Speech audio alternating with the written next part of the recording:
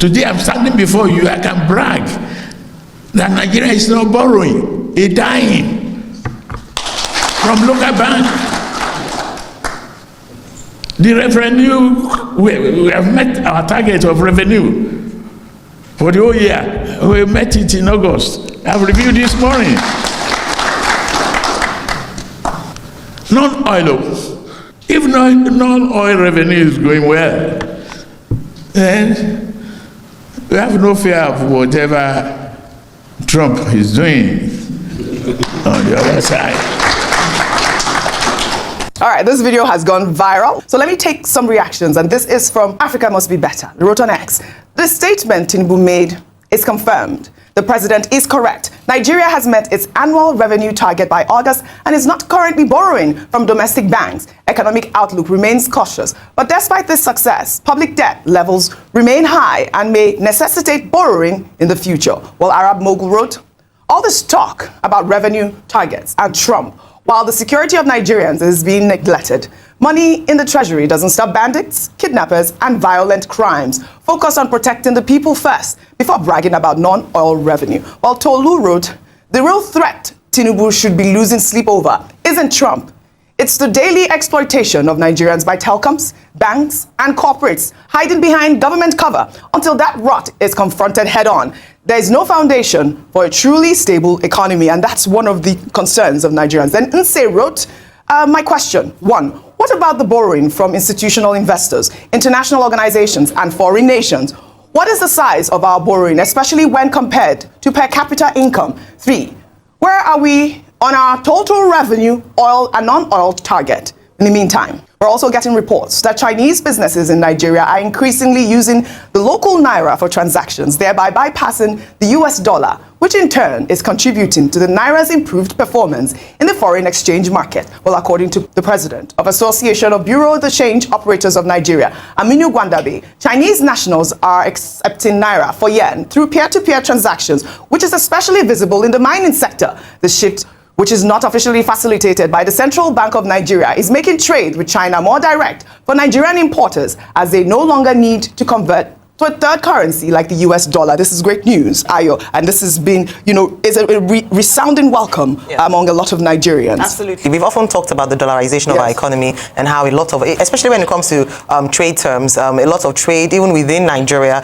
is done in dollars. So to see that the naira is now favored as the currency of choice is definitely going to strengthen, of course, our currency against the dollar. So that's excellent. What I hope is even more enabling environment for people to use naira as a mode of transaction, even within the country. We've often talked about clampdowns in, clamping down the use of dollars for transactions, whether in real estate, in other sides of society. But I think it's important to stress the fact that until we begin to enforce those directives, we'll continue to see, increased dollarization of the economy. But I think this is definitely good news, and it would help to, our trade with China. But going back to the conversation, the earlier news with what the president said. Yes. We've spoken about this earlier, and we clarified that when he said that they had hit their revenue target, he was actually speaking more around the rate of growth of revenue compared to last year. Yes. So they clarified it to say that what he meant was that last year they had the revenue at this time in 2024 was about 10.4 trillion naira. That had increased year on year to 15.7 trillion naira. That's by 50%. And so he was applauding the fact that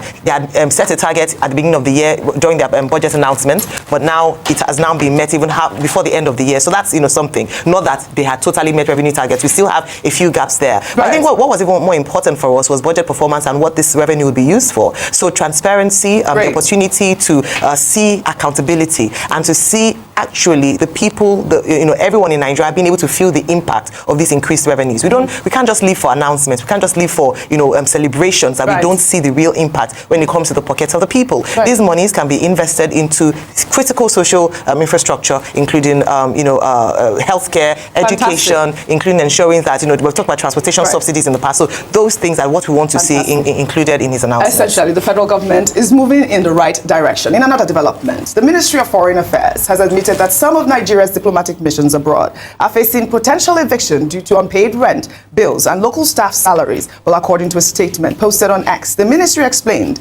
that the situation is a direct result of long-standing budgetary limitations which have hindered the mission's ability to operate optimally and fulfill their diplomatic and consular duties. However, the ministry also noted that the Tinubu administration is actively working to address the issue. Accordingly, the federal government has released special intervention funds with 80% already cleared for payment to prioritize settling debts with service providers and paying staff. The government is also developing a sustainable financial model to prevent future crises and restore the country's image abroad, a concern that has been voiced by many, including citizens on social media. Dr. Pati, comment, we saw this story. Obviously, it's good that the Ministry of Foreign Affairs has clarified that, this is the situation that we are facing now. But you did see some reactions of Nigerians on social media who have, really had issues with the embassies abroad. The embassies represent us, absolutely. Okay, the first thing that we need to deal with is that, look, our ambassadors, whether professional career ambassadors, diplomats,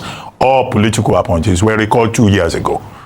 2 years later, the Nigerian government, the Tinubu administration, has not been able to appoint new persons to those positions. Yes, those missions are manned by child affairs, but for you to really have an embassy running, you need to have personal representatives. That's what diplomats are, ambassadors are. They are direct representatives of the president of Nigeria or the president, the leader of the sending nation.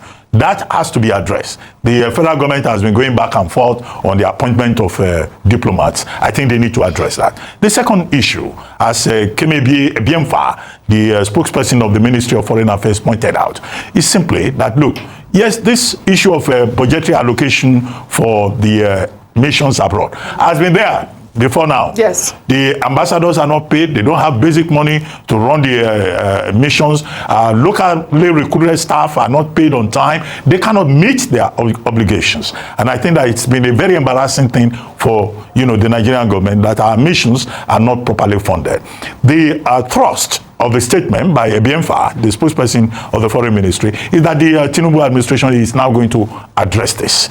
That there is a fund that has been put in place to pay the arrears, pay the allowances, and also a plan to make sure that these missions are funded, supported on a sustainable basis. And that the Ministry of Foreign Affairs is liaising with the Accountant General of the Federation's office that approve funds by the federal government are immediately disbursed, right, so that these missions can function. So that's reassuring, but it has to be on a sustainable basis, because Nigeria has an obligation, to relate with other institutions, other countries, either at the bilateral level or at the multilateral level. So we have we received the reassurance by the Ministry of Foreign Affairs, right, that we have to watch and see and measure, right, all these statements in terms of follow-up actions and outcomes. Well said, it's not enough to just reassure us, and then let them appoint ambassadors. If they don't know who to appoint, we can make recommendations from our rights news. Which one will you take? No, I don't want to leave Nigeria. I'm better off here. But there are persons we can recommend to them, yes, in case they have a difficulty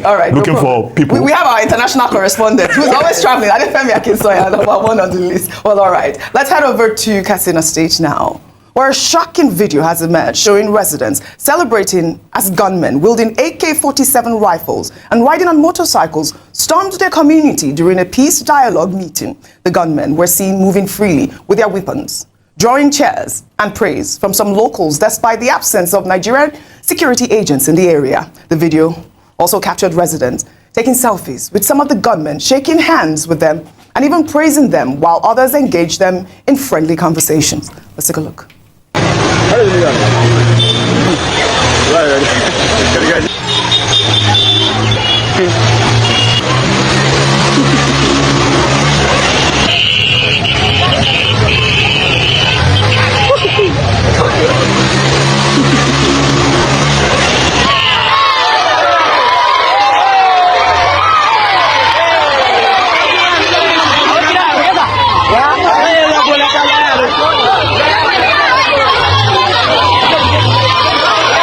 The disturbing video raises serious concerns about the security situation and the state of relations between some communities and these armed groups. The residents appear to treat the gunmen like celebrities, as we saw in those videos, Ayo Rufai, enthusiastically posing for pictures with them.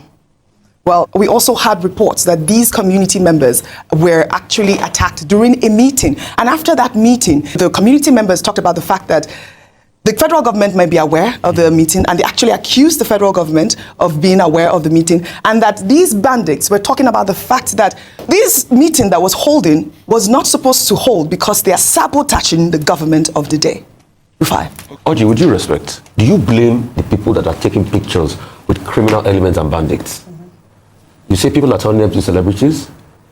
Has the government not turned these bandits into celebrities? Don't you see governors of states take pictures and do photo ops with these bandits? We've seen that. So what the people just did, they copy their governors.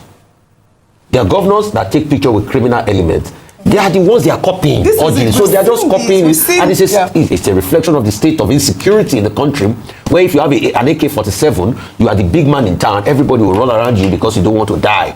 So they are just copying it's not in this country we saw Ashwebi for terrorists and bandits, Operation Suluhu. I beg you the floor, let's talk about things better. So the people are copying what their governors are doing. Their governors who are taking pictures with criminals and bandits and having peace deal with them. They are drinking tea together. That's what. So the people copy their leaders. Well, it is good though. I believe yesterday during that meeting in Abuja, the president also said that he's going to send some troops to that area in Katsina. Only recently we saw gunmen storm a worship center and killed it's about 55 people or 55 communities. And I'll just quickly read what the president said. He said, "We will defeat insecurity. We must protect our children, our people, our livelihood, our places of worship, and our recreation spaces. They can't intimidate us." So it's good that the president had released that statement. A quick comment, then we'll take the story. No, the comment is simply that when you see the people serenading, celebrating bandits, it says one thing, that the people have lost faith in their government, that the people have lost trust in their government, that the people believe that these bandits who come to them, either with religious propaganda, or they collect taxes from them, or they promise them protection, it simply means that they believe more in those bandits. The second thing is that the Nigerian government has always talked about a whole of society approach at a non-kinetic level, that the Nigerian people should also support the authorities to fight these bandits and terrorists. And then you'll find in certain parts of the country, some people say, oh, these are our heroes. I think it's unfortunate. It speaks to the failing profile of the Nigerian state, qua state. The second point is that the president, speaking to the orphans of the Buhari organization, because they are orphans, their leader having died, having passed on to glory, and reassuring them that, his administration will provide security, bandits cannot intimidate the government. That is the purpose of government. Section 14 sub 2. The job of the government, whether it's Tinubu or anybody else, is to ensure the security of the people and their welfare. So President Tinubu is not saying anything extraordinary. What we expect is result, outcome, difference, so that you and I can sleep without waking up 3-4 times in the night. Each time we hear a sound, we say, what's happening? What's happening? We should be able to sleep with our two eyes closed. May those that have lost their lives, especially in Katsina State, may their souls continue to rest in peace. We need security in Katsina State. We'll take the story. Not just Katsina. Highlighting Katsina today. Well, let's take the story emerging from Niger State, where a female food seller known as Amaye was reportedly killed by a mob of angry youth over alleged blasphemy against the Prophet Muhammad. The incident reportedly occurred in the Mariga local government area of the state on Friday, August 29th. These images are an illustration of the incident and are not the images of the scene. Well, according to eyewitnesses, the incident began when the female food vendor was in a conversation with her nephew, who reportedly asked for her hand in marriage. She's said to have responded with comments that are considered blasphemous, which in turn angered a crowd of young people. The mob demanded her immediate execution, and she was ultimately stoned to death and set ablaze. Well, we have a report at this moment from the Niger State Police Command stating that it is intensifying efforts to arrest the perpetrators of this killing. The police spokesman, Superintendent Wasiu Abiodun, say they condemn any act of jungle justice and added that efforts are being made to ensure that the killers are investigated and prosecuted. Amnesty International is reporting that between 2012 and 2023, mobs killed 555 Nigerians, 32 of whom were burned alive. Well, reacting to the news in a post on X, Amnesty International stated, in part, that the lynching of Amaye following an exchange with a young man is deplorable, and authorities must ensure those responsible for her death are immediately arrested and brought to justice. That a mob overpowered security personnel and instantly lynched her shows utter disregard for the sanctity of life and due process. The Nigerian authorities must curtail the impunity that has led to an increase in mob violence and arrest all those involved in this reprehensible act, and also ensure that they are held to account. My heart broke with this story. This is so sad. Another life lost due to what is considered blasphemous statement. And of course, when you talk about this, you cannot but remember lovely Deborah Samuel from Sokoto. Yes. You know why this keeps happening again and again? Because there doesn't seem to be consequences for such actions. The two students identified in the Deborah case, what happened to them? Have they been persecuted? Have they faced time for what they've done? There are people who've come on social media. And then some we've nothing concrete has happened. Nothing concrete has happened to them. And so that is why, years later, another innocent girl would be killed by a group of people who have deemed in their own personal court of law and by their own estimation what ought to be the punishment for her infraction to have killed a woman who just went out to do her job. And so what I'm saying is that we keep talking about religious intolerance, Nigeria being a secular state, and yet some people taking laws into their own hands in the name of religion. But I think the biggest issue is that we often look the other way, including very prominent members of society who see these things happening and say nothing about it so as not to offend a certain base. Until we're serious enough to handle this and actually bring the people who are the perpetrators to book, we are not going anywhere. I'm so sad that this has happened. And it actually happened that they took the girl to the palace, so a traditional leader was involved. Yet they said he handed her over, and then the security operatives who were there were not able to contain this. Are we joking? So this is the kind of question to ask. I heard the statistics. 555 people have been killed so far within that time frame. It will 31 burned alive. Yes, it will happen again, because when Eunice Olawale and Bridget were beheaded, should we even go back to the days of the Akalukas of this world? When all of that happened, nothing happened. In fact, you didn't even tell the story well. When people protested about Deborah Samuel's case, you know what happened? There was a riot in Sokoto that day, that for 2 days, religious homes were targeted, were destroyed. Till today, nothing came out of that case. Oji, let's not this verse. The police will just stop. Nothing will come out of this. Alhaji Atiku Abubakar deleted his tweet. Yes, he was tomorrow. When they asked him in a panel, he said, "Oh, I normally sign off my tweet and everything." He tweeted before. He deleted his tweets. Yes. So let's call a spade a spade. We deceive ourselves too much in this country. Nothing will happen. Well, may her soul rest in peace. It's a really sad situation. Nothing will happen. The police has responded, and we really would like for those people to be named and shamed at this point. Still in Niger State, a video capturing chaotic scenes from an empowerment program in the Suleja Tafa local government area of the state has been making the rounds on social media. The incident, which shows residents looting food items, reportedly took place last Sunday, August 31st, at about 4 p.m. at the Suleja Stadium. The empowerment program was organized by Honorable Adamu Tanko, the lawmaker representing Suleja Tafa. In the video, residents were stumbling over one another to grab relief items, with security personnel fighting to maintain order.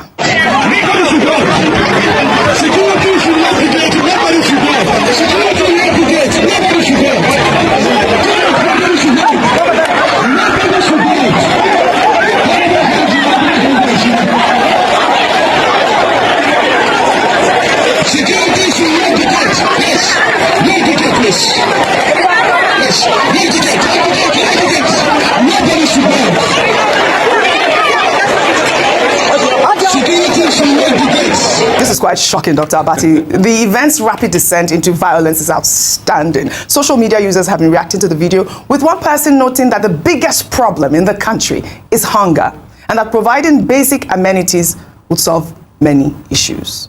Well, in the meantime... Wow. Bandits are not celebrity in Nigeria. Wow. Special recognitions. Wow. Very good. Nice one. Clap for them. Can you imagine? And we say we are working on. Wow. Anyways, I just want you to see the country we are living in. So, talking about solving the problem of insecurity, this one will make you to understand that this problem is not going to end now or anytime soon, because just imagine the state governor of the state where this happens. He is complaining that insecurity has taken over his state. That there's problem, calling president all the time. But hey, see these people coming to the city to showcase themselves. They are not celebrity. The community are not taking selfies with them. Police are taking selfies with them. But yet, these are the people killing their people. Or these are the citizens. They are the citizens of the state, helping them to fight other bandits coming into the country, coming into their own territory. Maybe they are not the one we are looking for. They are just the one that helping the community, helping that state. They are the indigents of the state, helping them to fight against all that coming into their state. Maybe that's why, okay. But hey, what do you think? We now have different groups of celebrity. So anything you do now, one day you become a celebrity. Just be patient and keep on pushing. One day you become a celebrity. If bandits, if they can become a celebrity, why not? Why not you? You too, you can become a celebrity. Anyways, this video, please share this video.